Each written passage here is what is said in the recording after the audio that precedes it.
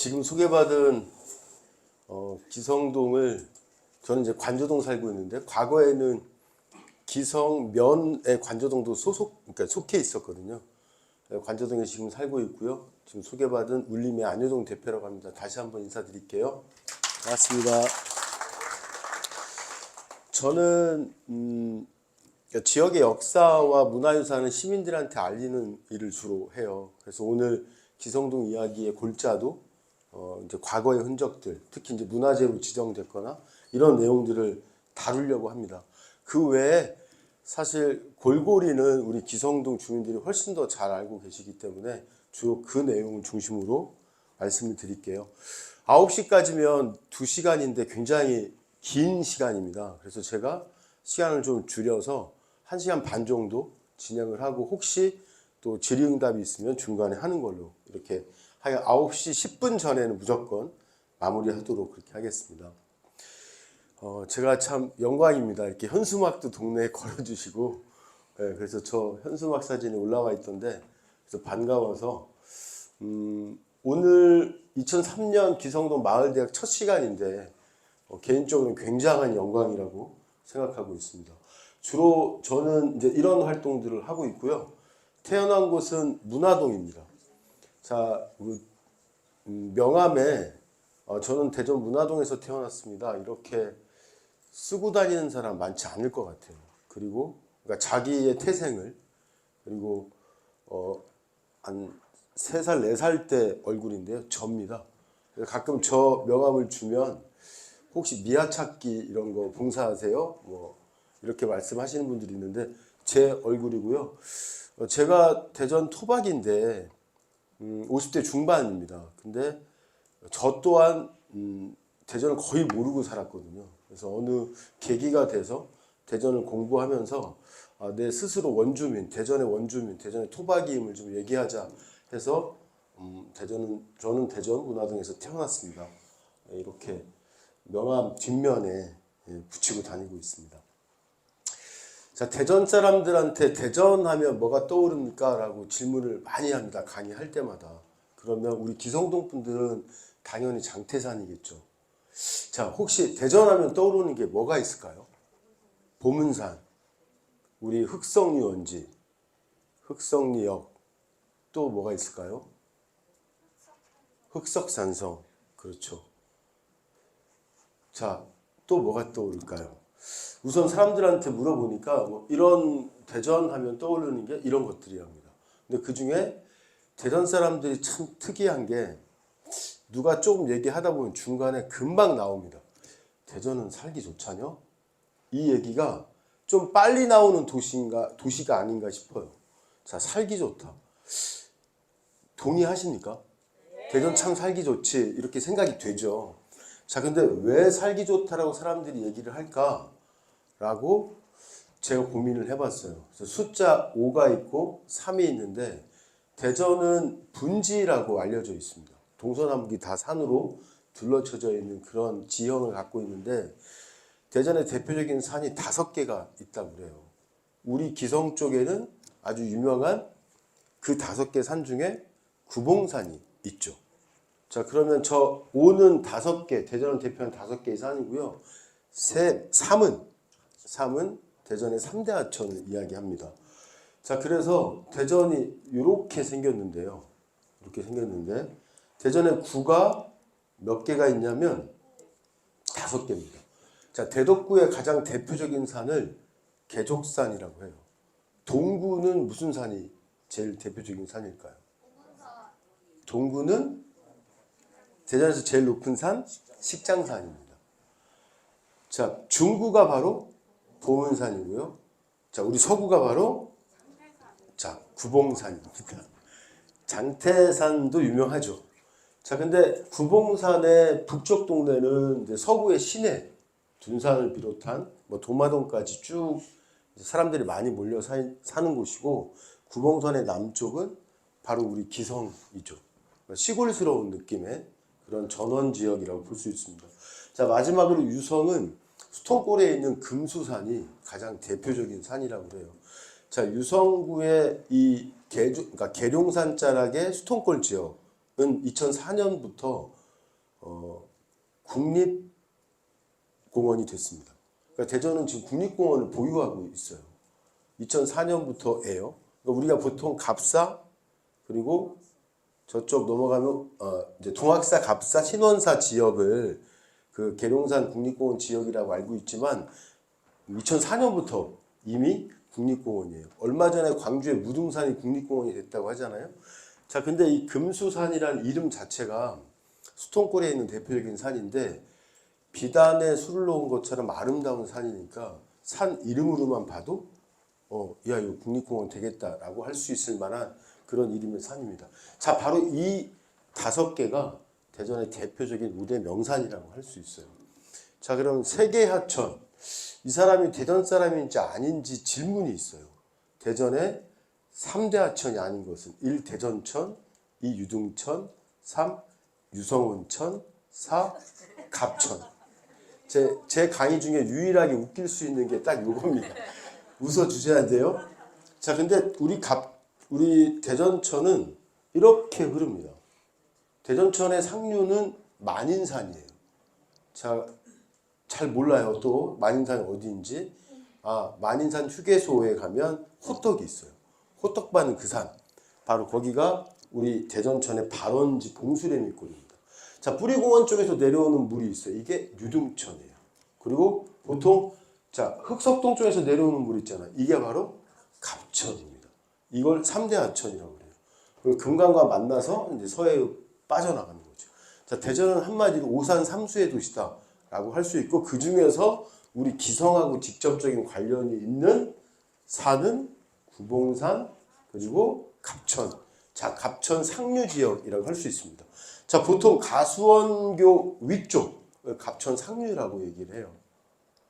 자, 그렇다면 대동여 지도에도 한번 찾아볼까?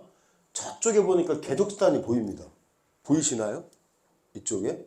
자, 개족산, 그 다음에 식장산, 보문산, 구봉산, 금수산. 그대로 있네요. 1861년 지도에도 제가 말씀드렸던 그 5대 명산이 다 그 위치에 있습니다. 자, 이때 조선시대 후기에는 대전은 회덕과 진장으로 나눠져 있었고 가운데 지금 대전시 땅의 가운데 거의 한 50%가 좀 넘는 땅이 공주 직할로 있었습니다. 1895년에 다시 회덕군과 진장군으로 나눠질 때 이 유성과 둔산 산내 일부가 지금의 대전으로 들어온 거지 회덕이나 진장으로 들어온 거지 아주 1000년 동안 대전의 반 이상이 공주였어요. 자, 그러면 우리 기성은 바로 진장현에 속해 있던 그런 곳입니다. 예전에 상남면, 하남면 이렇게 불렸던 지역이에요. 자, 지금의 지도입니다. 지금의 지도에서도 대전을 개족산, 식장산, 보문산, 구봉산, 금수봉, 이렇게 금수산, 이렇게 가장 대표적인 산을 저렇게 지도에 표시하고 있습니다. 자, 이 개념을 알면 좋은데요. 이게 뭐냐면, 자, 금강 남쪽에 흐르는 산줄기인 금남정맥이라고 부릅니다. 그러니까 우리 기성은 여기에 관련이 있어요. 자, 여기에 크게 3개의 지맥이 있는데요. 보시면 식장지맥이 있고 그 다음에 안평지맥이라고 있습니다. 이제 기성에 있는 산 중에 안평산이 등장한 겁니다. 자, 이 안평지맥은 대둔산 정상에서 마천대라는 곳에서 북으로 흘러서 어디까지 가냐면 둔산 한밭수목원까지 가요. 자, 이 줄기가 안평지맥입니다. 이 산줄기 중에 제일 높은 산 안평산을 지맥의 이름으로 딴 겁니다. 예. 그리고 또 하나가 뭐냐면 이쪽에 뭔가 산줄기가 있을 텐데 중요한 건 이 파란 선입니다. 이 파란 선이 뭐냐면 갑천이에요. 자, 그래서 내가 갑천이 돼서 물이 흘러가는 방향에 갑천의 오른쪽으로 보이는 산줄기는 다 대둔산에서 뻗어나온 산줄기입니다. 그리고 갑천의 왼쪽에 있는 산줄기는 무슨 산이요? 계룡산에서 뻗어나온 산줄기라고 생각하면 돼요. 자, 그래서 우리 기성에서 갑천물을 따라갈 때 왼쪽에 보여. 그러면 예를 들면 무도리, 덕골, 그 다음에 세편이, 야실 이런 데는 다 왼쪽이지 않습니까? 예, 그러니까 다 계룡산에서 뻗어온 산줄기고요. 오른쪽, 이쪽 흑석동,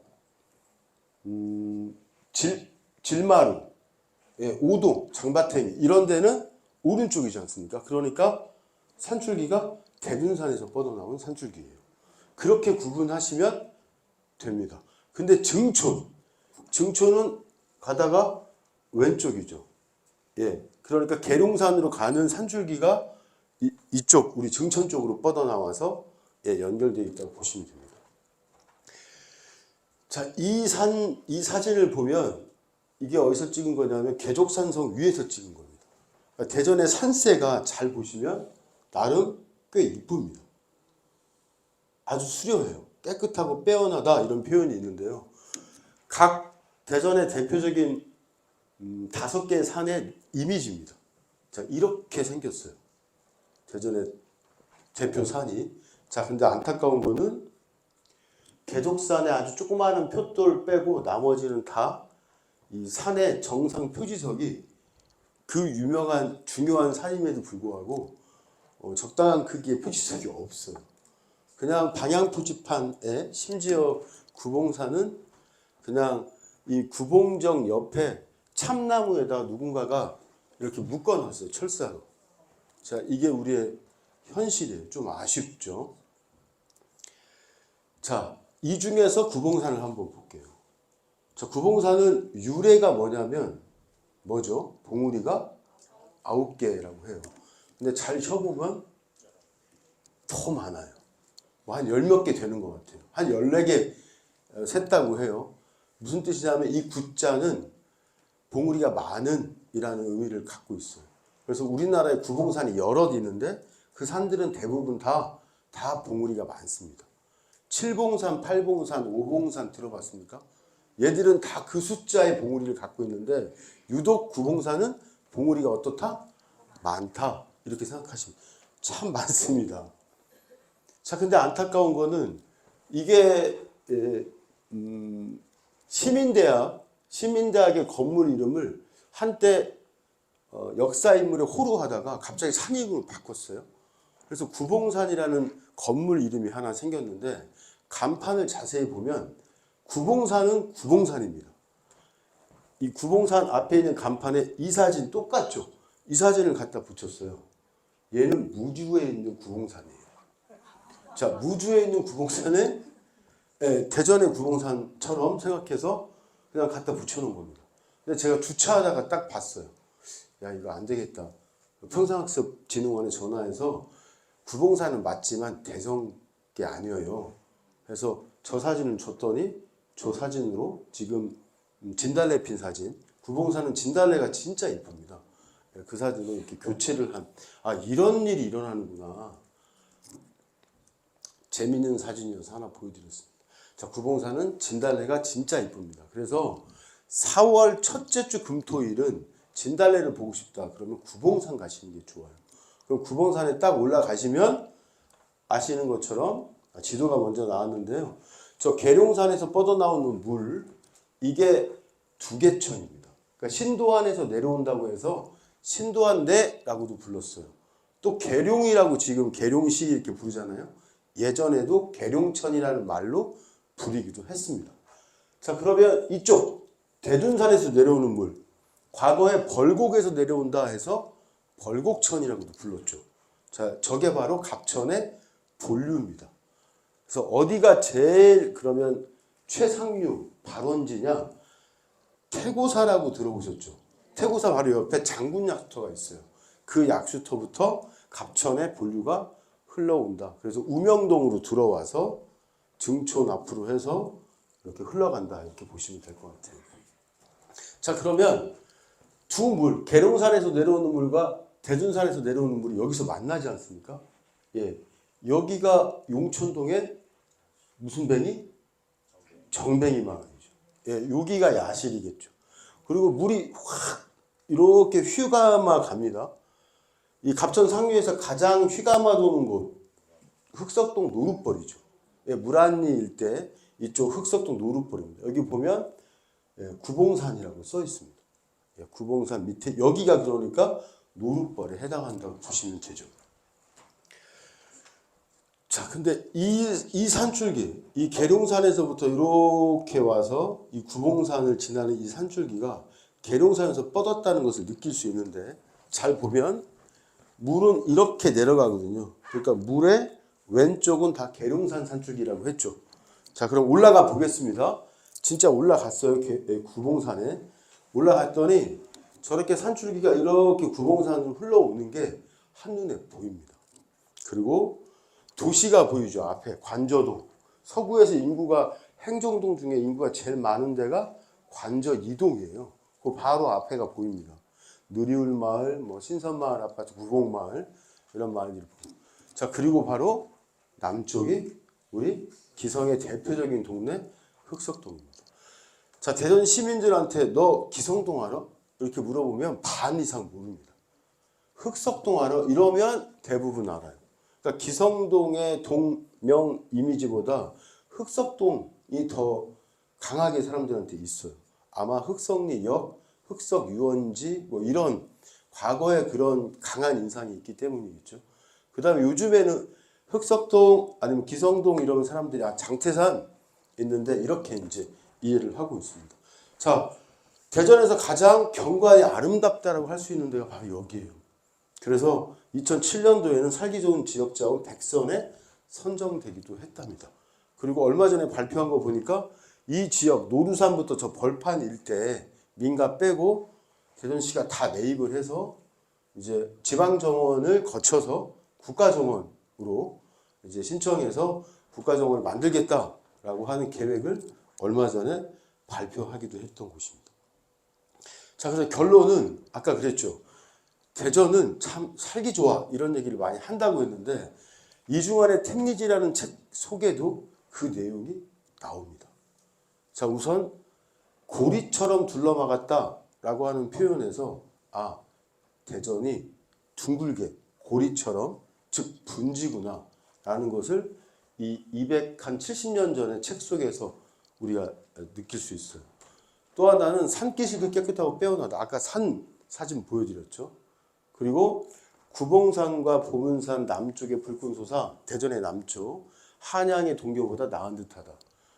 그러니까 관저동이 한 5만을 넘다가 지금 인구가 좀 빠져서 4만 8천 정도 하거든요. 진짜 많은 사람들이 살고 있는 겁니다.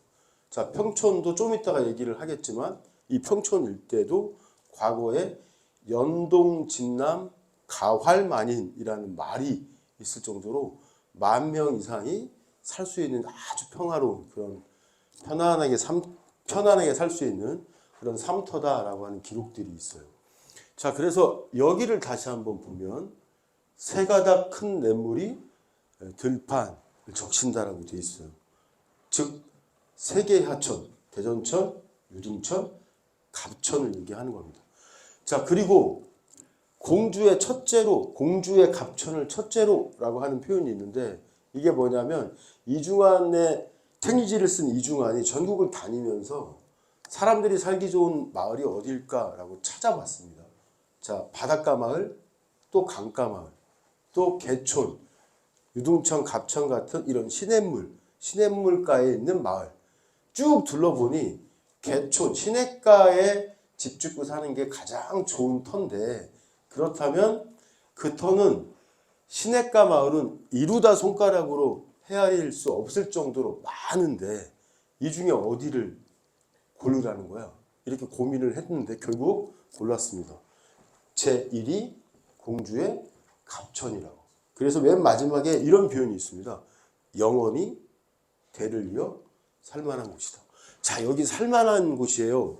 이것도 살기 좋은데 대를 이어 살만한 곳입니다 라고 하면 그것도 아주 살기 좋은 건데 앞에 다른 표현이 없는, 그러니까 거의 유일하게 택리지에서 영원히 대를 이어 살만한 곳은 딱 공주의 갑천, 즉 지금의 대전의 갑천밖에 없더라. 그래서 대전 시민들이 대전하면 떠오르는 게 뭡니까? 라고 얘기를 하다가 살기 좋잖아 이렇게 얘기하는 것이 아주 빨리 나오는 이유가 바로 이 대전이 갖고 있는 자연 환경에서 주민들이 이렇게 느끼고 있지 않을까라는 생각이 듭니다. 그 중에 우리는 구봉산과 갑천, 기성은 여기에 해당하는 곳에 살고 있습니다.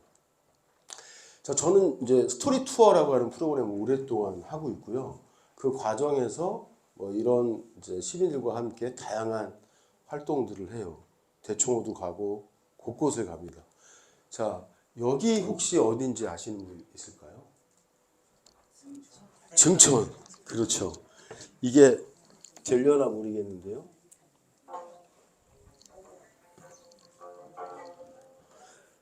자, 이건 새벽입니다. 새벽. 한 5시 반쯤 됐을 것 같아요. 자, 근데 검은고를 지금 연주하고 있는데 기성의 제일 유명한 동이 흑석동인데 물론 여기는 평촌동입니다. 하지만 이 평촌동의 느티나무가 하도 이뻐서 여길 많이 가요. 많은 자전거 라이딩, 자전거 이렇게 동호회들이 그곳에 가서 많이 쉬기도 하는 그런 장소인데요. 저희가 여기 가서 검은고 연주를 들었던 결정적인 이유는 바로 검은들 때문입니다. 자, 검은들이 한자로 금평이에요. 검은고 금에 들판할 때 그 평자입니다. 자, 그렇다면 옥녀 탄금형이라고 명당이 있다는데 검은고를 탔다는 거예요. 그래서 새벽에 자, 이곳에 와서 검은고 연주를 하면 좋겠다 싶어서 저 연주를 하게 된 겁니다. 그리고 이 마을에 청년회 회장님이 계시다고 해서 모셔가지고 마을에 대한 이야기도 듣고 했는데 새벽에 이 마을에 왔던 그 스토리 투어에 참여했던 새벽 여행에 참여했던 분들이 다른 느낌의 흑석동 요 일대에 어떤 해 뜨는 것도 보면서 그런 여행을 했다, 좋은 여행했다는 소감을 얘기 나누기도 했던 그런 곳입니다. 자, 마을에 대한 얘기를 할 때 한자의 내용을 한번 풀어보면 마을은 이런 거구나 라는 생각이 좀 드실 것 같아요. 자, 이거를 해석해 보면 이게 마을동입니다. 근데 나눠보면 물수의 같을 동이에요. 우리 한우물 먹는 사이요. 이러면 우리 동네 사람이라는 뜻이잖아요. 그러니까 물도 그렇고 먹는 물, 우물물, 그 다음에 농사 지으려면 물이 중요하죠. 자, 그래서 마을동, 마을은 물을 같이 먹거나 물을 이용해서 농사 짓는, 즉 밑에 연결되는데 밭이 있어야 마을인 거죠. 농사 짓는 터가 있어야 바로 마을입니다. 그리고 저쪽 거는 뭐냐면 나무목의 마지촌이에요.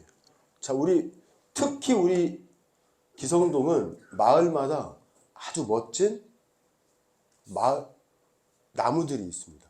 큰 우리가 뭐 둥구나무라고 할 수 있는 보통은 느티나무들이 많은데 그런 나무들이 마을 입구에 참 기가 막히게 곳곳에 마을에 있어요. 그래서 보호수가 제일 많기도 합니다. 자, 그래서 연결을 한번 해보려고 하는데요. 다양한 마을 자원이 유형별로 이렇게 있다고 해요. 자연자원, 역사자원, 경제적 자원, 사회적 자원 이렇게 자원들이 있다는데 이 중에 저는 주로 역사적인 자원과 약간의 자연적 자원을 이야기하는 그런 내용으로 꾸며봤습니다. 자, 이 내용 한번 잠깐 들려드릴게요. 여기는 대전이긴 한데 기성동이 아닙니다. 어디냐면 신도암 바로 옆 동네예요. 혹시 송정동 들어보셨나요? 네, 소징이라는 마을입니다. 이 마을에는 특이한 나무가 있어요. 말채나무입니다. 자, 근데 이 말채나무는 이분하고 관련이 있다고 그래요. 혹시 이분 조선 건국의 설계자 이렇게 얘기하는 사람이 있습니다. 혹시 정도전이라고 들어보셨죠? 제가 이 마을에 가서요. 말채나무 바로 오른쪽에 있는 저 나무입니다. 저 나무를 보러 갔는데 이 할아버지, 이 어르신을 뵀어요. 혹시 어르신 말채나무를 아세요? 그랬더니 말채나무를 왜 이렇게 약간 퉁명스럽게 말씀하세요. 책에서 보고 왔는데 알면 좀 알려주세요. 그랬더니 하이 몇 년마다 꼭 이런 젊은 놈들이 온다는 거예요. 그러니까 누군가 이제 교수님이 시켰거나 뭐 이렇게 했겠죠. 그래서 저도 이제 그런 비슷한. 그래서 갔더니 요 당시 96이었어요. 요 어르신이. 근데 대뜸 저한테 이렇게 얘기합니다. 혹시 이승계 알아? 이승계? 그래서 머리를 확 돌려보니까 이성계인 것 같아요. 그래서 아 태조 이성계요. 그랬더니 맞다는 겁니다. 증산봉 알아? 증산봉? 아 삼봉 정도전을 증산봉, 정산봉을 증산봉이라고 하는구나. 혹시 어디서 태어나셨어요? 이렇게 여쭤봤더니 남원에서 17에 이사 왔대요. 이 동네에. 그리고 한 사람이 더 있습니다. 중요한 스님이 있죠. 근데 이 어르신은 무학대사 알아? 이렇게 묻지 않았어요. 무학이 알아? 이렇게 물었어요. 이 세 사람이 왔답니다. 왜? 신도안의 궁궐터를 보려고. 자, 근데 이성계가 와서 딱 보니 터가 너무 좋더래요. 마음에 쏙 들었답니다. 자, 근데 정도전은 이건 아닌 것 같은데. 근데 강하게 어필을 못했고 바로 무학대사, 무학이는 막 반대를 했답니다. 한양이 훨씬 좋다고. 자, 근데 말을 잘 안 들으니까 꾀를 냈답니다. 무학이가 말이에요. 새벽에 우리 마을 뒷산 조계봉이에요. 여기 올라가서 새벽에 큰 소리로 승계야 승계야 이 터는 내 터가 아니니 한양으로 올라가거라.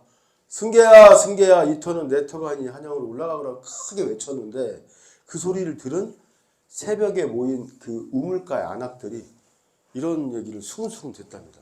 들었어? 산신령 얘기 들었어? 이 터가 아니래. 요즘으로 얘기하면 무학이가 가짜 뉴스를 퍼뜨려서 여론을 그냥 바꿔버립니다. 그래서 올라갈 때 한양으로 포기하고 올라갈 때 세 사람이 요 동네 요 논 있는데 파보면 여기가 큰 바위가 있다는데 여기까지 두개천물 신도안내 물이 왔대요. 큰 바위에서 쉬다가 올라갈 때 정도전이 가지고 다니던 말채를 땅에 꽂고 갔는데 그게 살아서 저나무다 이겁니다. 그래서 말채나무예요. 수종은 참 비쌀 나무라고 이게 휘청휘청거리고 그 나무 잘 보면 그런 표현이 있어요. 이 말채에 많이 쓴다 이렇게 되어 있습니다. 진짜 말채나무는 따로 또 있습니다. 자, 근데 아무리 봐도 600년 전에 정도전이 심은 나무 같지는 않아요. 너무 어때요? 작잖아요. 그래서 할아버지 이 나무가 좀 600년 됐으면 엄청 고목이어야 되는데 너무 작은데 그랬더니 이 나무는 새끼지. 애미나무가 있었지 하면서 일어나시더니 저 옆에 이렇게 가시면서 약간 이상한 행동을 하셨어요. 그래서 뭐 하세요? 그랬더니 내가 17에 이 마을 왔는데 그때 여름에 소나기가 왔는데 나무 속이 비어서 그 속에 들어가서 비를 피했대요. 그거를 이제 기억하시면서 흉내를 내시는 겁니다. 이 얘기를 제가 한 20년 전에 들었는데 지금도 이 어르신의 생생한 얘기, 그때 그 얘기를 생생히 기억하고 있어요. 마을에는요, 다 이런 이야기가 있습니다. 우리 동네에도 도선방 이야기가 있어요. 이 평촌의 터가 얼마나 좋으면 이 도선 스님이 춤을 췄다는 바위가 있지 않습니까? 혹시 모르시는 분 있나요? 도로가에 있죠. 다 아실 겁니다. 더 추가적인 얘기들이 재밌는 게 있어요. 저 받침대가 좀 대전의 보호수 받침대가 아니란 말이에요. 그래서 이거 누가 했습니까? 그러니까 후손들이 매년 와서 제를 지내고 청소를 한대요. 그리고 참 싸가지가 있대요. 꼭 마을에 돈 봉투를 주고 가. 잘 봐달라는 거예요. 이 나무 우리 할아버지가 심 나무 죽지 않도록 잘 좀 이렇게 해달라는 겁니다. 그러니까 동네 분들도 이 정도전 후손들이 매년 그렇게 와서 잘 가꾸고 또 봉투도 주고 가니 나쁘게 얘기할 이유가 없지 않습니까? 그러니까 말채나무에 대한 얘기를 지금까지도 벽화에도 그리고 잘 전해주고 있어요. 제가 이 마을을 진짜 찾아갔습니다. 갔더니 삽목한다고 하더라고요. 나무에 새끼를 쳐서 그 마을 입구, 지금 평택 자기 후손들 사는 마을 입구에 세워놨습니다. 그리고 이게 바로 그 표지석이에요. 유성에 우리 할아버지가 심은 나무인데 그 새끼를 쳐서 지금 이렇게 키우고 있다. 그런 내용입니다. 놀랬습니다. 자, 이런 집안도 있구나. 이런 생각이 들었어요. 그러면서 기성에도 이런 이야기를 하시는 분들이 있을 거라고 생각을 했죠. 그래서 우리 증촌 마을에서 유동식 할아버님을 만났습니다. 이분도 아주 유명한 소리꾼이잖아요. 너무 노래를 잘하시는데 그런 분을 만났습니다. 그리고 또 한 분을 야실마을에서 만났어요. 저기 보면 소나무가 보입니다. 이렇게 보이시죠? 자, 근데 저 소나무는 일부러 심었다고 해요. 왜 심었냐면 야실마을 입장에서 볼 때 이게 마을입니다. 뒤에 산이 있고 제가 산이에요. 앞에 내가 있어요. 그러니까 전형적인 배산 임수예요. 그런데 마을 입장에서 볼 때 이쪽 오른쪽 우백호는 두개천 물가까지 잘 산세가 내려가 있어요. 그런데 좌청룡에 해당하는 이쪽은 가다가 멈췄습니다.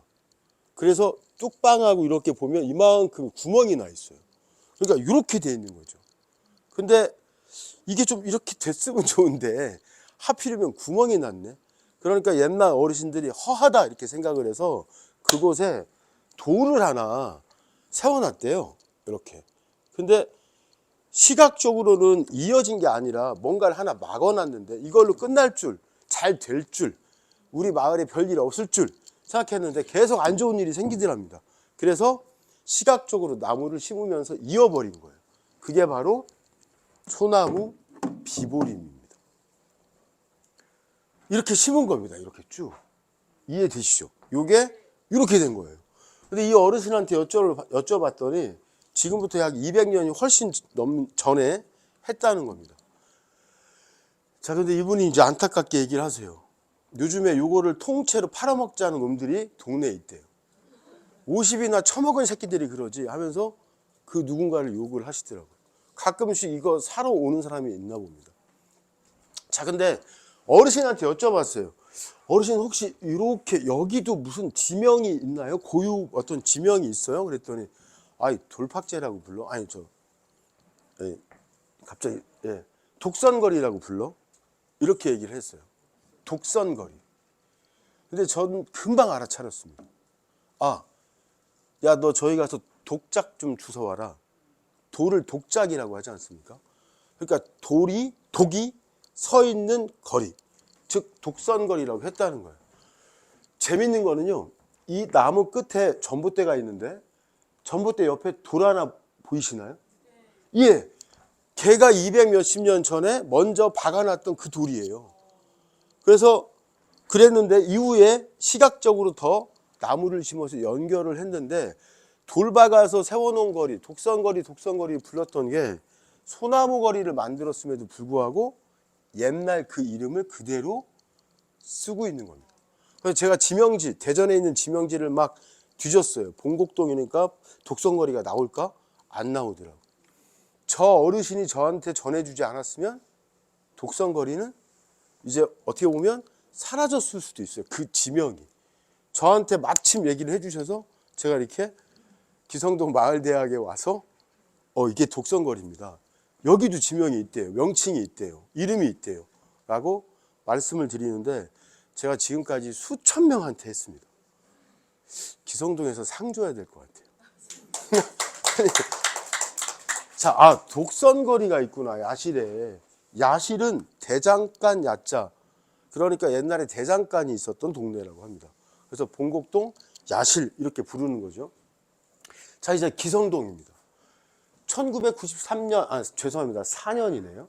지명지에 보면 3년에 만들어서 이제 4년에 이제 나온 겁니다. 백제 때는 진현현, 그 다음에 신라 때는 진명현, 고려 때 기성이라고 했네요. 오래된 얘기입니다. 1000년이 넘는 그런 지명이에요. 그리고 조선 때 진잠, 고려 좀 넘으면 진잠으로 그때부터 바뀝니다. 왕건 때부터 진잠이라고 불렀어요. 자, 근데 앞에 지명들을 보니까 다 진자가 들어가고 현, 령, 잠, 이건 다 산과 관련이 있는 겁니다. 고개예요, 고개. 그래서 고개가 많은 동네, 산이 많은 동네, 이렇게 이해할 수 있는 겁니다. 자, 그래서 백제 때 고려시대까지 이 진잠의 중심은 바로 기성이었습니다. 조선시대 돼야 지금의 진잠 초등학교 있는 그쪽으로 기성의 중심이 옮겨지는 거예요. 진잠의 중심이. 그러니까 원래부터 이 진잠은 어디가 중심이었다? 기성입니다. 지금의 기성. 그 얘기입니다. 그 얘기가 쭉 있고요. 그 다음에 잘 보면 관저, 도안, 가수원리는 83년에 떼어줬고요. 그리고 90년에 나머지 괴곡동까지 갑천을 경계로 괴곡 1929 나눠서 지금 우리 괴곡동 느티나무 있는 동네 새뜸, 고리골, 구억뜸 이쪽은 가수원에 편입시키고 선골 이쪽은 저쪽 정림동에 편입을 시킨 거예요. 그게 이겁니다. 그러니까 과거 기성동은 저 북쪽으로 도안, 가수원, 관저, 괴곡까지 있었고, 예, 가수원 애들이 기성중학교를 다니는 그런 시대가 있었죠. 그죠? 그 얘기입니다. 그리고 10개 법정동이 있다. 한번 불러볼까요? 다 아마 오셨을 텐데요. 매노동, 봉곡동, 산직동, 오동, 용천동, 우명동, 원정동, 장안동, 평천동, 흑석동 10개네요. 그리고 우리 대청동 다음에 큰 동네 기성입니다. 기성. 두 번째로 커요. 여기에 이렇게 돼 있네요. 지역 특성으로는 전형적인 농촌 지역으로서 명산과 깨끗한 유원지가 많고 산청 경관이 수려하다. 이렇게 돼 있습니다. 그런가요? 예. 자, 지금 1928년도 대전 당시 군이었습니다. 그때 관내 약도라고 써 있는데요. 대충 위치가 우리 기성동 위치가 나오죠. 여기입니다. 여기. 그래서 기성동을 따로 크게 떼어놓아 보니 지금은 요만큼이 기성동이에요. 자, 그래서 저 위쪽에 괴곡동, 관저, 가수원, 도안은 이제 딴 곳이죠. 요만큼이 지금 남은 기성동입니다. 자, 그래서 지금 요거하고 같아요. 그래서 진잠 팔경이라고 해서 정뱅이 느티나무, 미리미 느티나무, 무당바위, 꽃바위, 그 다음에 질마루 칠성바위, 질마루 도선바위, 시누리 느티나무, 야실 암수 봉황대 이 8개를 당시 이 지명지를 만들 당시 그 전부터 있었던 얘기를 정리한 건데 이게 바로 진잠 팔경이라고 합니다. 그리고 곳곳에 10개 법정동에 저런 지도들이 다 있어서 중요한 어떤 위치 뭐 이런 것들을 다 표시하고 있습니다. 자, 지금 2020년의 기성동의 모습이에요. 자, 기성동은 인구가 우리 서구에서 아니 대전 전체에서 지금은 3,000명이죠. 대청동보다 조금 많습니다. 2위인가 그럴 거예요. 대청동이 2,000 몇 명이고요. 기성동이 지금 3,530명이랍니다. 자, 근데 얼마 전 얘기를 들어보니 기성동에는 진짜 저 정도 인구가 있는 게 아니라 3분의 1은 누워 계신대요. 네, 그래서 그게 무슨 소리예요? 그랬더니 워낙 뭐 40몇 개의 요양원이 있다고 그래요. 여기에 불편하신 분들이 많이 있다는 겁니다. 자, 지금 3,500여 명 정도 되고요. 안타까운 거는 작년에 기성동에 이제 그 태어나서 신고한 아이들이 3월에 3명인가? 그리고 다 중간에 건너뛰고 뭐 11월에 1명, 7월에 1명인가? 이렇게 해서 5명이 신고돼 있더라고요. 1년 동안. 그러니까 지금 1월에도 우리 기성은 태어난 아이가 1명도 없고 돌아가신 분만 10명 있어요. 현재. 제가 찾아봤습니다. 흑석동이라는 동네가 우리 말고 또 있나? 그랬더니 있더라고요. 대표적으로는 서구 동작구, 즉 국립묘지 있는데 그 옆에 거기가 흑석동입니다. 또 제천에도 있고 광주에도 흑석동이 있네요. 그러면 군 단위는 리일 텐데 흑석리가 있겠죠. 찾아보니까 괴산에 흑성리가 있고 서산, 곡성, 저쪽 경북 청도에도 흑성리가 있어요. 그러니까 리든 동이든 우리랑 같은 이름을 쓰는 애들이, 그러니까 그 동네 지역이 8군데 정도 있는 겁니다. 이 중에 재밌는 게 바로 곡성의 흑성리입니다. 여기 유래를 한번 볼까요? 본래 옥과군 입평면의 지역으로서 검은 돌이 있으므로 검은들 또는 흑석, 재미있는 건 금평이라 하였다. 똑같죠. 1908년에 창평균 인면이 되었다가 금평이 검은들로 변하고 검은들이 검은 돌로 오인되어 흑석이 되었다. 그래서 1914년에 흑성이 됐다. 뭐 이 소리예요. 똑같죠. 예. 그래서 검은들, 즉 옥녀 탕금형, 검은고 금의 들평 해서 금평이라는 말을 썼는데, 제가 금평을 찾아보니 다리 이름에도 우리 이 복지관 오기 바로 전달에 그게 마치 금평교더라고요.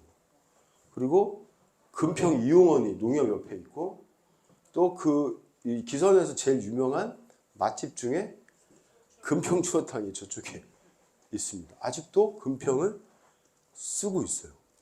자, 근데 이건 일제 때 와전된 게 아니고 여기는 아주 오래전부터, 조선시대 때부터 흑석이라고 불렀습니다.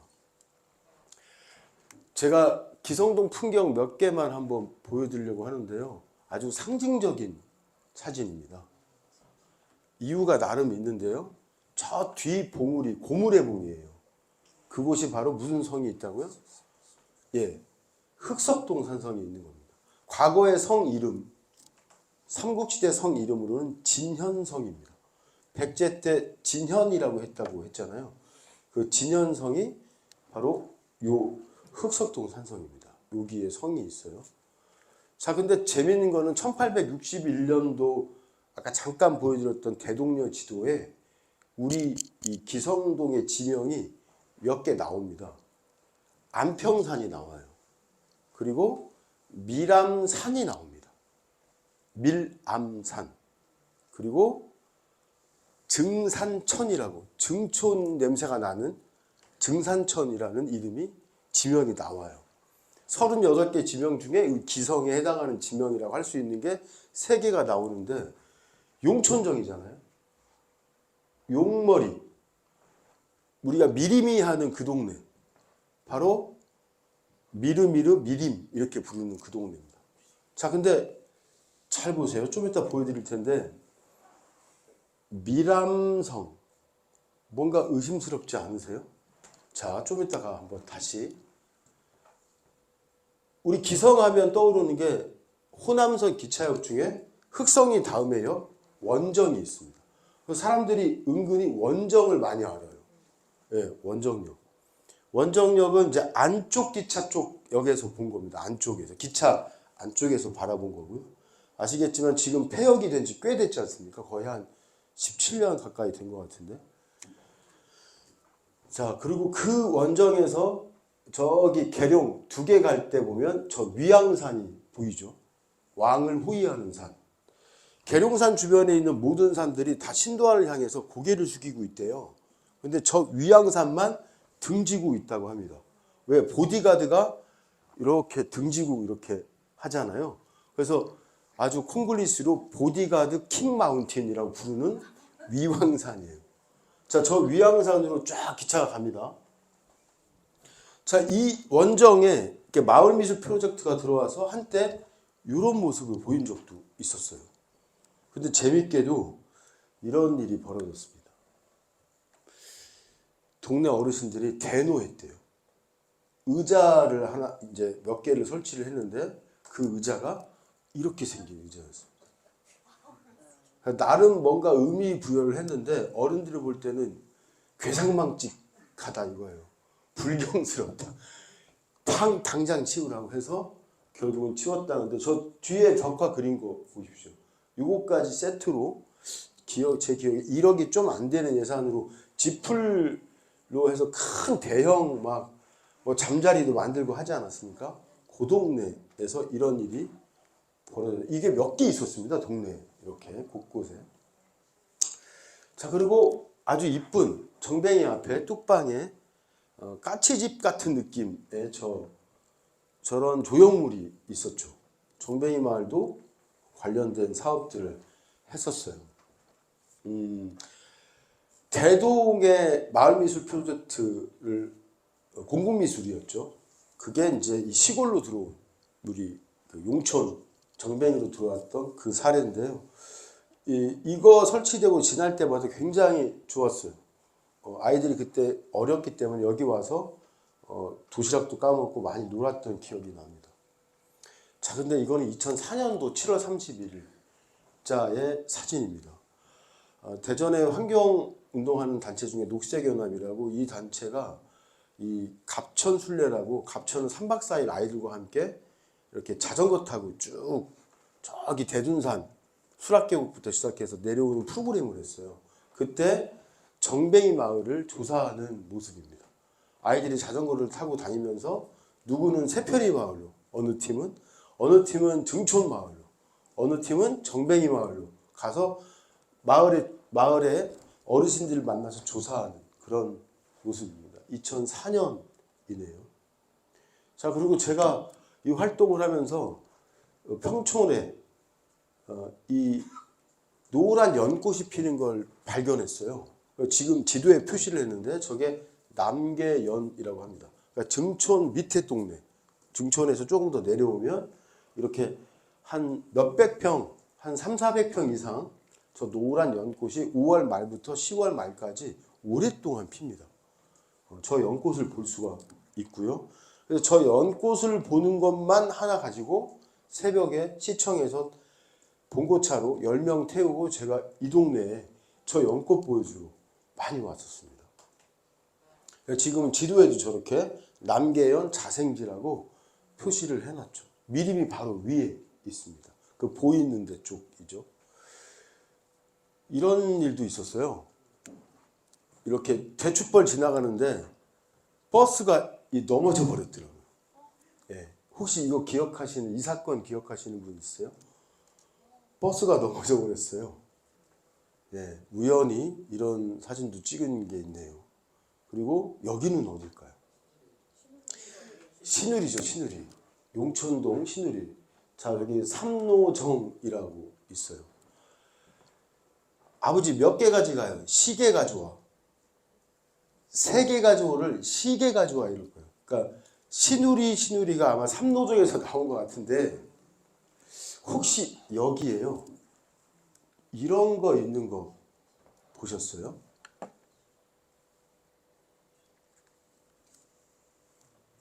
이거 혹시 보신 적 있으세요? 뭐라고 읽어야 됩니까? 암석이라고 읽어야 돼요. 또 하나는요, 적을 수도 있습니다. 이건 아마 이건 수목이죠? 그렇죠? 수목. 요거는 뭘까요? 전부. 요거는 동유라고 되어 있어요. 저 두자짜리를 조합해서 어떤 스토리를 만들면 됩니다. 조선시대 말에 들리는 말로는 신우리에 저 땅 주인과 마을 사람들이 한판 붙었답니다. 그러니까 신우리 입구에 보면 바위가 있고 그 앞에 느티나무가 있잖아요. 예, 그러니까 이거는 동네에서 재지내고 동재지냈던 그런 아주 중요한 거예요. 그러니까 무슨 말이냐면 땅은 네 거지만 이거 다 우리 동네 같이 했잖아. 이제 이런 고유의식이 있었던 거죠. 근데 내 땅이라고 적금도 못하고 이제 신보가 났는지 그런 일이 벌어졌답니다. 그래서 사또가 판정을 했대요. 야, 여기 있는 저 나무들, 이 바위, 이거 전부 다 동네 거예요. 이런 뜻이에요. 그거를 너 딴소리 하지 마 해서 써놓은 겁니다. 이렇게 해석할 수 있는 아주 우리 이 기성에서 굉장히 재밌는, 이거를 금성문이라고 해야 될지는 모르겠지만 하여간 재밌는 스토리가 있는 신우리 삼로정, 거기에 한번 자세히 가서 보시면 있더라고요. 자, 그리고 뭐 맛집 다 소개할 수는 없고 제가 깜짝 놀란 거는 이 농다리 치킨에서 올해 새벽에 우리 첫날 새해 첫날에 떡국 먹었잖아요. 잊을 수가 없겠더라고요. 너무 맛있어서. 그래서 그날 저녁 때 우리 애들 가족을 데리고 와서 치킨을 먹었어요. 치킨도 맛있더라고요. 네. 그래서 같은 날입니다. 저녁 8시쯤에 와서 치킨을 먹었고요. 그리고 야실 그 봉곡이교는 자주 옵니다. 자주 와서 해지는 걸 보고 그 다음에 조금 기다리면 수달이 나타나고 그리고 9월이면 반딧불이를 볼 수 있고 이거 정말 이런 동네가 없죠. 기성동에 법정동이 이렇게 있답니다. 이 자료는 기성동 그 모든 풍경을 말하다라고 우리 평촌에 사는 송 선생님께 송 시인께서 이 책을 만드셨죠. 우리 검은들 시민공유공간에 가시면 아마 얻어 보실 수 있을 거예요. 거기에 나와 있는 내용인데요. 흑석동 금평이라는 말이 나오네요. 검은은 검은 검정, 그 다음에 들은 돌로 변해서 흑석이 됐다. 이런 유래가 간단하게 나옵니다. 매노동은 매와 낙지형의 명당이 있대. 그래서 매노동이 됐대. 그 다음에 산직동은 연안이시 산지기 집이 있다고 해서 됐다는데 이 일렬로 늘어서 전체 산자를 이루고 있다. 그래서 산직동이 됐다는 설도 있대. 장안동은 산수가 장엄하고 편안하고 아름답다. 그래서 장안동이 됐다는데 임진왜란 때 장씨가 난을 피해서 또 장안동이래.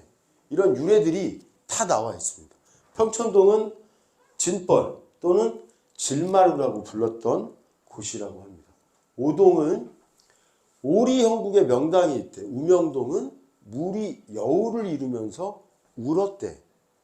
원정동은 큰 정자가 있어서 원정리래. 용초는 용이 누워있대.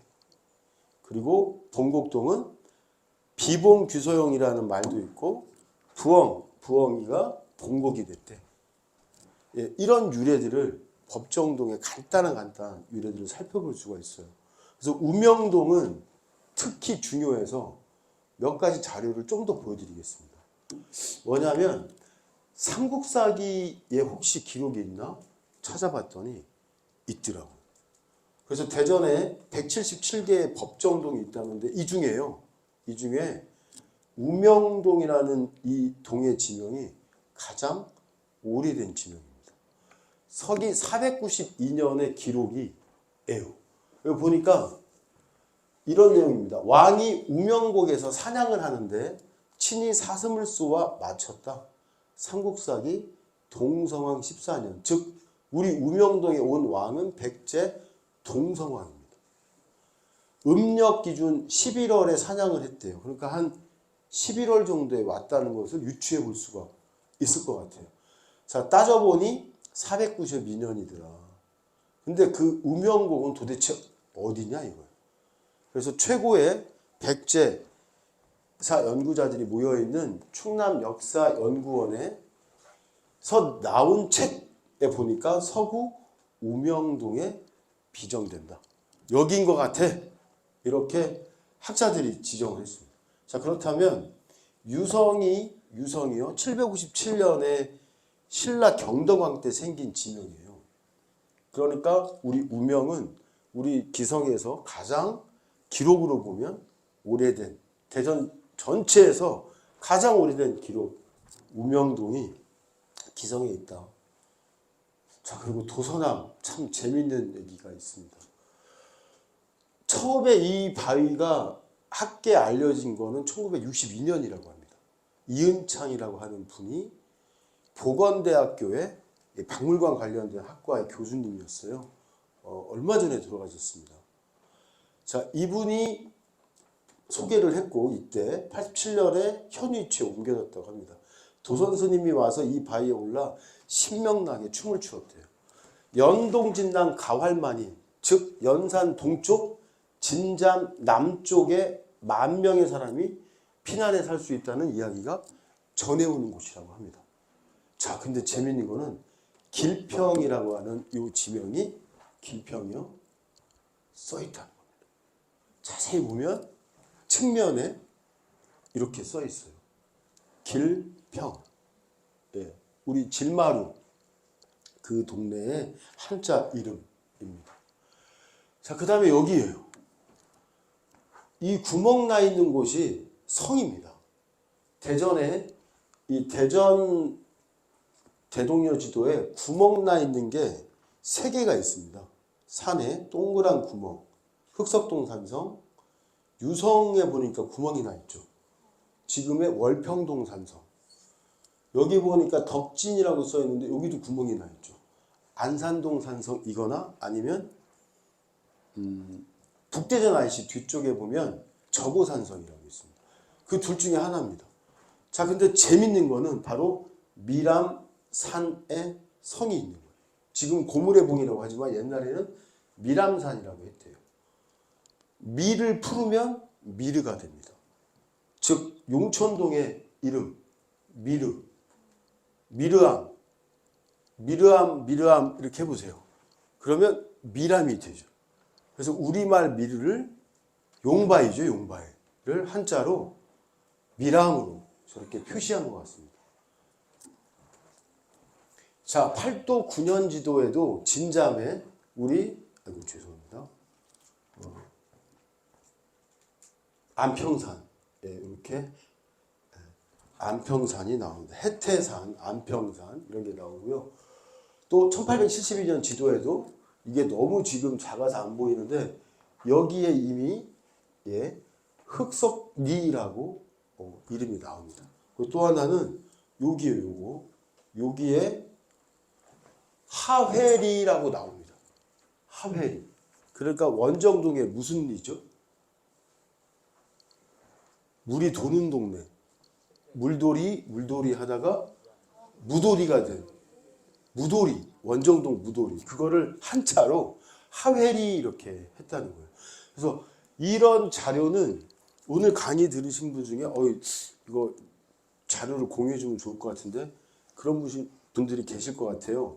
그래서 이거는 다 공유를 해드릴 테니까 혹시 추가적인 공부가 필요하신 분들은 예, 보시면 될 것 같습니다. 자, 이거는 이제 우리 흑석동의 검은들 그 시민 공유 공간에 있는 그런 옛 사진입니다. 그리고 이런 모습도 있고요. 이렇게 있어요. 특히 여기 천막처럼 이렇게 하얗게 쳐져 있는 것 같이 보이는 곳. 이게 옛날 흑석 장터라면서요. 예, 시장, 장터, 장옥이 있었던 그런 사진이네요. 역시 기성, 흑석동 요 일대는 가장 유명한 게 장태산 자연 휴양림입니다. 자, 그런데 이렇게 대전 관광사진전에도 매년 무조건 장태산 휴양림은 사진이 나옵니다. 입선을 하든 뭐 금상을 하든 은상을 하든 이렇게 나오는데요. 그 일부 사진들을 메타세커의 숲의 모습들을 보시는 거고 이곳에 이끼두롱룡이 자, 우리 대전에서 선정한 대전시 깃대종에 포함이 되어 있어서 보호종이라고 할 수 있습니다. 아시아에서 최초로 바로 발견이 됐대요. 이끼두롱룡이 우리 장태산 휴양림에서 발견이 됐다는 겁니다. 자, 이거는 뭐냐면 문화재청에서는 문화재라고 지정을 하는데 산림청은 생긴 지 얼마 안 된 제도예요. 국가산림문화자원 대전에 딱 하나 있습니다. 그게 바로 장태산 메타세콰이어 숲이에요.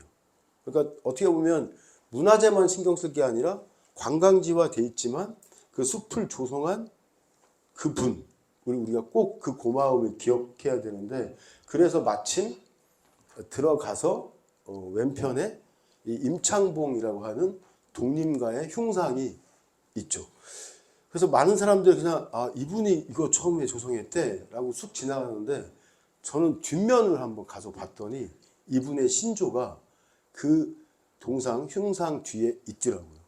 마음이 와닿아서 제가 한번 읽어볼게요. 나의 신조입니다. 나는 남은 여생을 나무를 심고 가꾸며 진실하고 정직하게 자연의 섭리를 배우며 성실하게 살아가겠다. 이는 살아오는 동안 세상의 거짓과 가면 쓴 생활을 미워했기 때문이며 흙과 나무는 사람과 같이 속이지 않음을 확신하기 때문이다. 73년 3월 3일. 네, 임창부. 굉장히 와닿는 그런 신조가 동상 뒤에 있었습니다. 그래서 우리가 이 장태산 숲을 우리가 너무 많이 향유하고 있는데 이 고마움을 이 임창봉의 이런 헌신적인 독립가의 이런 노력이 없었으면 우리가 이걸 못 받을 것 같아요. 그래서 기억했으면 좋겠고요. 대표적인 게 바로 이 흑석동 산성입니다. 우리 애들이에요. 지금 애들이 지금 커가지고 지금 25살 고3인데요. 이제 많이 컸습니다. 가서 막 그 기와를 막 주셨어요. 야, 이거 팔면 얼마냐고 막 그러더라고요. 그래서 큰일 난다 이렇게 얘기를 했던 기억이 납니다. 흑석산성 우리 들어가는 입구에 승산골에 벽화를 또 멋지게 그려놨고요. 우리 권 교수님 댁에 그 옥상에 올라가서 보니까 이쪽 여기가 지금 흑석동 산성입니다. 이렇게 보이더라고요. 그리고 최근의 모습입니다. 나무를 많이 베어냈어요. 그죠? 그리고 더 가까이서 보니까 이렇게 성의 느낌이 좀 납니다. 자, 이곳은 우리나라 역사책인 삼국사기에도 나오지만 중국 기록에도 꽤 많이 나오는 내용이 있어요. 여기 보면 인괴가 유인괴입니다. 밤에 신라군사를 독려하여 성각휘 밑에 바싹 다가붙었다가 날이 밝은 무렵 아침에 그러니까 새벽이죠. 새벽에 성 안으로 들어가서 800명의 명을 참살했다. 신라의 군량 수송로가 통했다. 이런 기록이 있습니다. 무슨 말이냐면 당나라 군사들한테 줘야 되는 보급품을 대전 쪽 특히 흑석동 산성에서 꽉 막고 있어서 다 굶어 죽게 생겼어요. 당시 상황이 그러니까 662년의 상황입니다. 대전에 있는 수십 개 성을 다 때려 부셨는데 흑석동 산성이 끝끝내 기질이 이 동네 기질이 끝끝내 지키나 봐요. 진짜. 그래서 그 환경 문제 있을 때마다 이게 똘똘 뭉쳐서 하시는 것도 하여간 그렇게 끝까지 지키다가 결국 800명을 여기서 죽이고 이 수송로가 뚫렸다라는 겁니다. 그래서 얼마나 당나라가 기뻤으면 자기 역사책에 곳곳에다 써놓은 겁니다. 그리고 이놈의 성이 어떻게 생긴 줄 알아? 라고 써놨어요. 보면 어디쯤에 나오나요?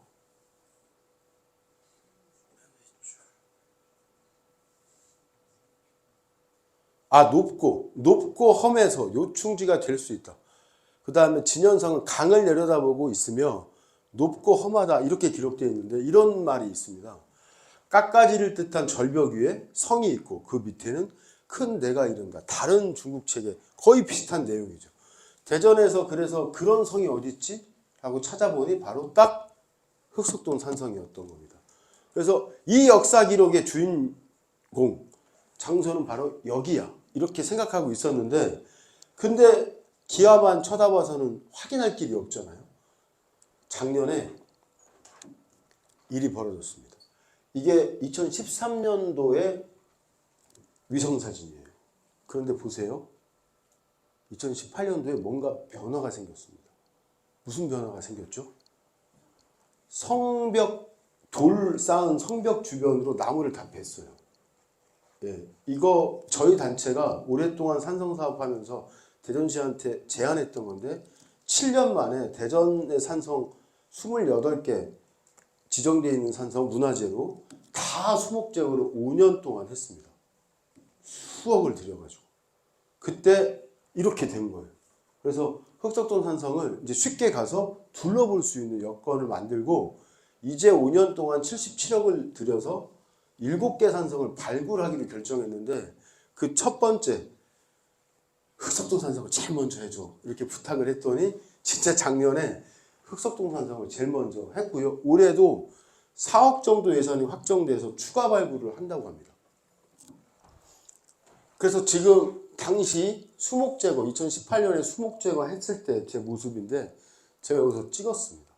우리 이 동네 분들이 오셔서 일하시고 그러더라고요. 평촌 사시는 분이 일하시다가 저 만나서 얘기한 적도 있고요. 이렇게 했습니다. 자, 이거는 이제 최근입니다. 최근에 갔고요. 흑석탄성이 워낙 중요하니까 지역의 산성을 좋아하는 사람들이 답사를 많이 해요. 그리고 당시 공개 행사를 작년 11월 9일 날 했는데 그때 썼던 자료입니다. 역사적으로 중요해 뭐 이런 내용입니다. 근데 여기에 재밌는 거는 병진이라고 하는 기와가 나왔어요. 병진년. 지금 김효년이잖아요. 계산을 해보니까 596년에 이 기와를 군 겁니다. 그러니까 596년에 진현성이 기와집으로 누군가 건물터에 있었다는 거죠. 근데 저런 기와가 나오는 것도 흔치 않은데 기와에 이렇게 간지가 있는 경우가 거의 없거든요. 매우 중요한 성에 하는 겁니다. 그러니까 진현성의 위상이 이것이 확인되면서 엄청나게 올랐다 이렇게 보실 수가 있어요. 자, 요거는 혹시 되는지 보겠습니다.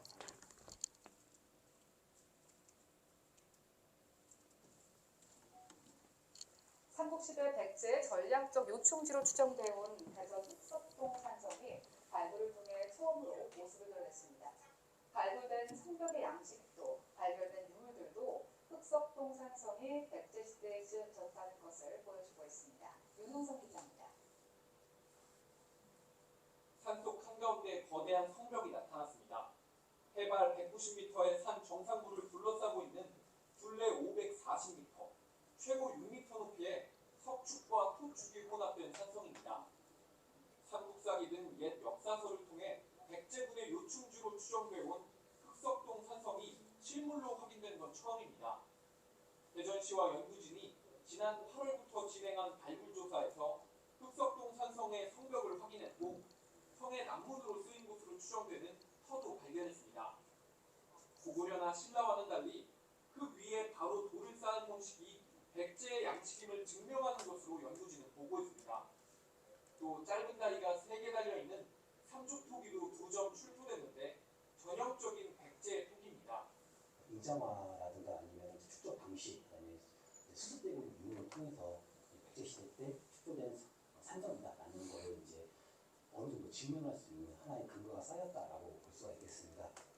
특히 출토 기와에 찍힌 병진이라는 인장을 통해 백제시대 중에서도 신라와의 영토 다툼이 한창이었던 596년도에 축조됐을 것으로 추정합니다. 말로만 전해져왔던 흑석동 산성을 직접 본 시민들은 놀라움과 기대를 드러냈습니다. 완전히 그 산성의 모습이 부탁입니다. 이제 무량하다 보니까 많은 분들이 와서 역사를 느끼고 배우고 할 수 있는 그런 좋은 장소면 좋겠습니다. 대전시는 내년 추가 조사와 자, 그래서 산성 정비 사업 여부를 검토하고 있습니다. MBC 뉴스 유동성입니다. 자, 정말 우리 기성동 주민들이 흑석동 산성을 보유한 삼국시대 그런 백제의 전략적 요충지로 추정 그런 지역이라는 자부심을 갖고 정말 시민의 품으로 이 산성이 많은 사람들 더 알려줄 수 있도록 했으면 좋겠거든요. 그래서 오늘 이 첫 마을대학의 이 강의가 그런 어떤 기성동 주민들이 좀 더 흑석동 산성에 관심을 갖는 그런 계기가 됐으면 좋겠고요. 그래서 올해 1월 1일 8시 2분에 해가 뜨는 해맞이를 한 40명 가까이 기성동 주민들 우리 청년회 분들과 함께 했던 굉장히 뜻깊은 행사를 함께 했습니다. 자, 그리고 이제 이런 유혁연의 묘라든가 그다음에 송중길 선생님의 묘라든가 그리고 또 백자 가마터 지금 언급한 흑석동 산성부터 이런 두 분의 그 역사 인물의 묘 그리고 백자 가마터 이게 우리 기성동에 있는 현재 문화재로 지정된 것이에요. 자, 근데 아쉬운 건 이제 요 사업이 시작이 되죠. 그러면 이 정도 대규모의 사업이 시작되면 지표조사라고 해서 땅을 전문가들이 와서 이렇게 지켜봅니다. 이렇게 샅샅이 뒤져요. 혹시 여기에 뭐가 과거에 어떤 흔적이 있었는지 그런 걸 조사하는 걸 해요. 근데 지표에 옛날에 토기부터 이런 것들이 막 발견이 되고 고인돌도 있었고 하니까 특정 지역을 이렇게 한번 파봅니다. 시범으로. 팠더니 뭐가 나왔어요. 그래서 자, 지금 이렇게 평촌 산업단지가 들어선다는 거죠. 그런데 발굴을 지금 여러분들을 해봤습니다. 여기는 고려시대 건물터가 나왔고요. 여기는 묘들이 나왔습니다. 자, 근데 중요한 건 백제시대 때 횡혈식 석실분이라고 당시 최고, 그러니까 부여가 수도가 있을 때, 백제 수도가 있을 때 그때 양식이 쫙 나온 거예요. 무덤이 18기를 확인했답니다. 그러니까 저거를 작년에 하반기 때 확인을 하는 그 시점에 흑석동 산성 발굴을 했는데 거기서 596년, 즉 부여의 수도가 있는 그 시기하고 딱 맞아 떨어진 겁니다. 그래서 기성동이 이 진자매 가장 중요한 그런 지역이었고 또 사람들이 많이 살았구나. 그러니까 우리 분교 뒷산입니다. 와우산이라고 부르나요? 예, 바로 그 교과에도 나오는 그 산. 거기에 묘가 쫙 있었던 겁니다. 이렇게 생긴 묘들이 18기 이상이 나왔어요. 고려시대 것도 있었고 조선시대 것도 있었습니다. 그래서 이렇게 파보니까 이제 문제는 많이 훼손됐습니다. 대부분 다 온전에 남아있는 게 없었어요. 그리고 저런 무덤들은 사실 많습니다. 그러니까 보존하려고 하는 의지가 하도 많다 보니 덜한 거죠. 근데 그거는 학자들이 또 발굴하는 전문가들이 판단하는 거고 우리 동네 입장에서는 우리 동네에 처음 나온 거잖아요. 얼마나 중요해요. 그래서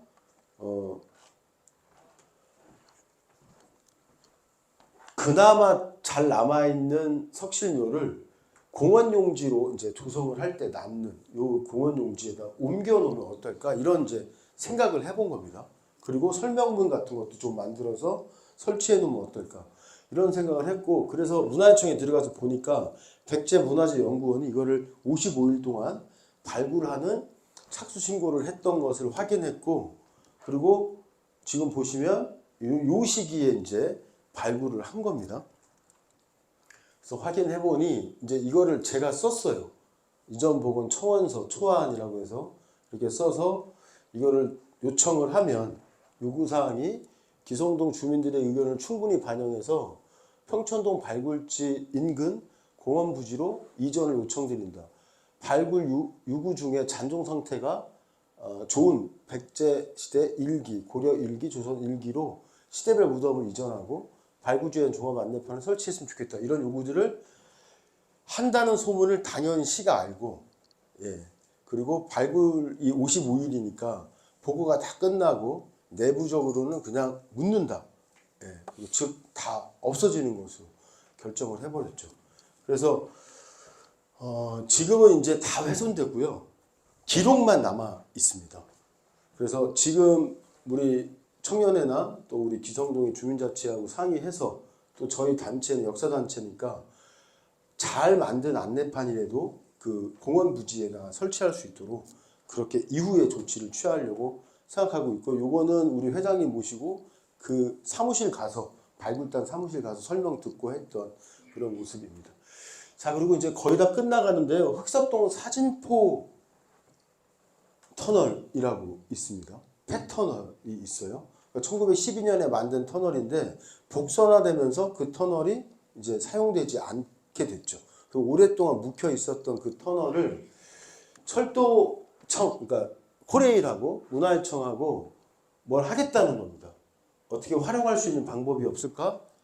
그리고 아마 국기를 통해서 그 근처를 지나다니면서 뭔가 건물을 짓던데 이런 거 보셨죠? 그래서 오늘 문화유청에 들어가서 이렇게 쭉 확인을 해보니까 수당시설과 문화공간으로 조성 중인데 거의 다 됐답니다. 다 됐고 길이가 터널의 길이가 200m쯤 돼요. 그리고 폭은 단선일 때니까 5m밖에 안 된답니다. 그 좁은 공간에 시설을 지금 현재 싹 했고요. 바깥에 일부 유물을, 그러니까 이 유물은 우리나라 전체에서 국가 귀속되는 매장문화재, 뭐 토기부터 시작해서 무슨 철 뭐 이런 등등 이런 것 중에 상태가 괜찮은 것들을 잘 보관하고 일부는 보여준다는 겁니다. 전시한다는 거예요. 그러니까 미술관 같은 경우는 워낙 그 기증이나 이렇게 보관하는 그 작품들이 많다 보니까 전시형 수장고라는 개념으로 미술관은 이미 그런 것들을 많이 하고 있어요. 근데 문화재청에서도 이런 유물들을 수장고 기능도 하면서 전시할 수 있고 일부는 체험할 수도 있게. 그래서 그 시설이 다 끝났답니다. 그래서 지금 시범 운영 중이고 3월, 늦어도 4월에 기성동 주민들을 초대하고 뭐 이제 관계자들을 초대하겠죠. 해서 정식 오픈식을 하고, 그리고 위탁은 한국문화유산 협의회라고 하는 단체가 위탁해서 운영하는 곳으로 지금 다 얘기가 됐다고 해요. 그래서 문화재청의 담당자하고 오늘 제가 통화를 하면서 기성동 주민들 당연히 초대해야 되고 어떤 역할을 할 수 있도록 협의했으면 좋겠다 이런 얘기를 했는데 부인들도 좋다고 권 교수님이 그 얘기 해주셔서 제가 다시 한번 확인을 했습니다. 그래서 도면도 이렇게 봤고요. 이렇게 생겼다고 합니다. 지금 현재 공사가 다 마무리가 된 상태예요. 그래서 어떻게 보면 이제 기성동에서 또 하나의 볼거리가 중간에 이제 생기게 된 거죠. 우리나라에서 딱 2개 터널을 시범 사업을 했는데 그 중에 하나예요. 네. 그리고 이제 뭐 갑천에 대한 얘기를 좀 하고 싶은데 버스를 타고 접근할 수 있는 곳이 많지는 않습니다. 특히 야실마을은 그런 좋은 여건을 갖고 있어요. 그래서 이곳에 가면 많은 사람들이 이렇게 모시고 갈 수 있는 그런 곳인데 옛날 뭐 이런 항공사진이나 이런 것들을 활용해서 과거와 현재를 이렇게 비교해 보기도 하고 스스로 조사도 해보고 그런 겁니다. 이 장소의 의미가 중요해서 마무리로 말씀을 드리려고 하는데 왼쪽은 대둔산에서 내려오는 물, 오른쪽은 계룡산에서 내려오는 물이 만나는 그러니까 정뱅이 마을 입구 그 앞에서 그러니까 정뱅이 마을은 두 물머리죠. 두 물이 만나는 바로 그런 좋은 장소입니다. 김밥 들고 있는 겁니다. 지금 김밥 하나씩 들고 이때가 9월 요거 날짜는 다른데요. 이건 9월 달 정도일 겁니다. 그래서 해넘이 보고 야실 마을 밑에 가면 유천동 마을 있잖아요. 거기서 아주 많은 반딧불이를 함께 봤던 그런 곳입니다. 여기가 노룻벌이라는 거 잘 아실 텐데 지방정원 3년 하고 국가정원 가야 돼요. 토지 매입하고 돈도 뭐 엄청 든답니다. 자, 근데 이게 다 되려면 2031년입니다. 자, 예정대로 됐을 때 최소한 10년 걸린다고 보시면 될 것 같습니다. 그래서 반딧불이는 우리 갑천 상류, 특히 기성동이 청정한 지역이라는 걸 상징적으로 보여줄 수 있는 수달과 함께 그런 곳이어서 정말 잘 보존되었으면 좋겠고 그런 활동을 우리 주민들이 해야 되지 않을까. 마지막으로 이 두개천에 영화를 찍었던 그 대목만 잠깐 말씀드릴게요. 이게 그때 세트로 영화의 세트로 놓은 달인데요. 마침 이 영화가 개봉된 지 올해 딱 20년 됐습니다. 2001년 1월 31일 날 개봉했는데 개봉하는 날 가서 제가 이걸 봤어요. 두개천이 나오는 거예요. 이 동네가. 그래서 깜짝 놀래가지고 끝까지 있었어요. 왜냐면 다 끝나면 왜 촬영 협조한 곳 뭐 이렇게 쭉 올라오잖아요. 그때 가수원 파출소, 기성동 주민 동사무소 막 나오더라고요. 그래서 나중에 알고 보니까 기성동 동사무소 협조해서 이 장소에 이 다리를 놓을 수 있도록 도와줬더라고요. 여기가 바로 세편이 앞입니다. 그러니까 우리 정뱅이랑 연결되는 그곳에 손예진이라고 하는 배우가 나온 영화예요. 그 뚝방에서 이렇게 달구지 타고 가는 이 클래식이라는 영화의 한 장면입니다. 근데 이렇게 많이 이제 재방 공사를 했고 얘들 있죠. 여기 고등학교 애들. 요 뒤에 있는 바위 보이지 않습니까? 이거 보고 야 여기가 그 정뱅이 옆이구나 라고 알게 됐고요.